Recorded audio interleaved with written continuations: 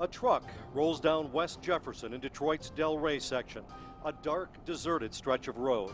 As the truck approaches the light at West End, the driver spots this 94 Acura stalled out in the left lane. Two men are leaning inside trying to revive the driver, who appears to be passed out at the wheel. It's Marty Parker, a single mom from St. Clair Shores, pretty, outgoing, and popular.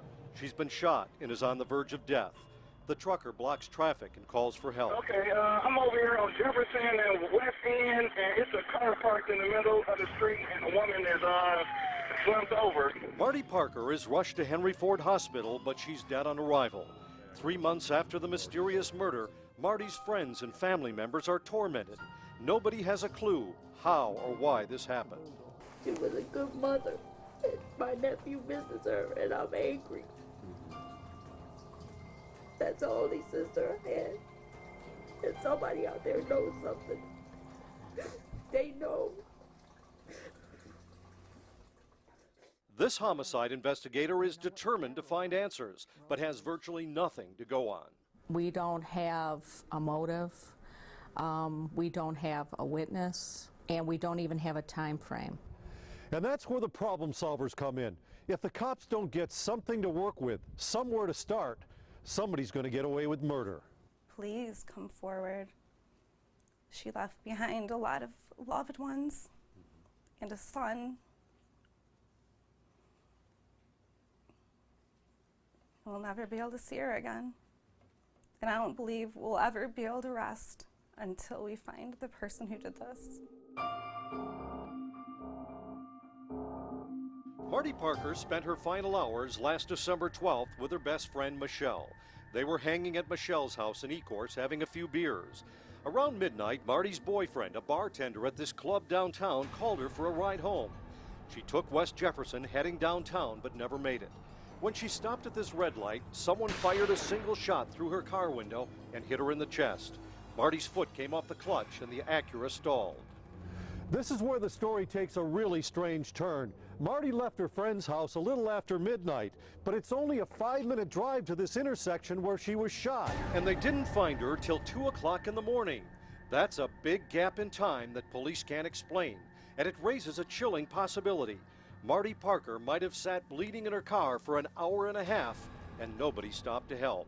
They may have seen, her stopped at the light and not even figured that she was a homicide victim. Police are also puzzled about a motive.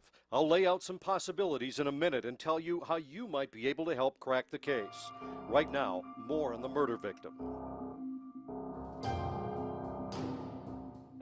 Well, she was a spoiled brat.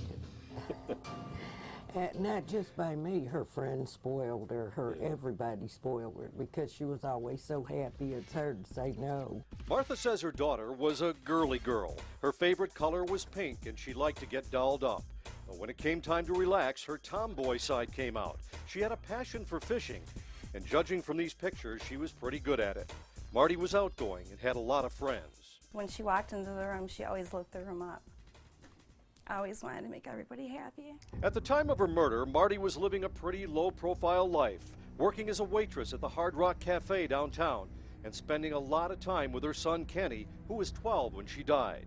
And I'm sure if she had last words there or last thought, it would have been look out for my boy. But Marty was not always your typical suburban mom. She had an intriguing past, and friends say she was a little on the wild side. She spent some time working as an exotic dancer, and a few years ago, her name was splashed into the headlines. She was dating a powerful politician named Anthony Morocco, the director of public works for Macomb County. Morocco gave her a job, and Marty claimed he fired her when she broke off the relationship. Marty sued and settled out of court. She also had a brief fling with a guy who was a gang member. But police tell us ex-boyfriends are not a focus of the investigation. Have you found anyone in Marty's life who was angry enough at her to want to kill her? We have not, no. So you really haven't ruled anything in or anything out here? We have not. So what did happen on that cold, dark street corner in December?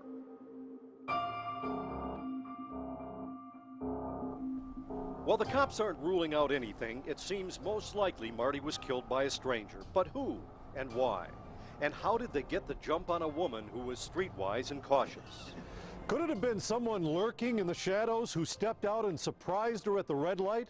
Nothing was taken, but maybe it was a robbery that got interrupted or somehow went bad.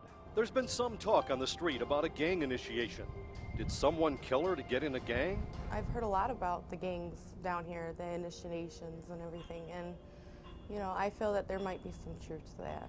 Another possibility is road rage. Marty had been drinking and in fact was over the legal limit when she died. Maybe she got into it with someone in traffic. A lot of possibilities, only questions and no answers. Somebody's going to have to come forward to help police crack this case. I don't feel as if the community will be safe until we find out who did this. If you saw anything, heard anything, because people do talk, let us know. It's not going to cost you anything but a phone call.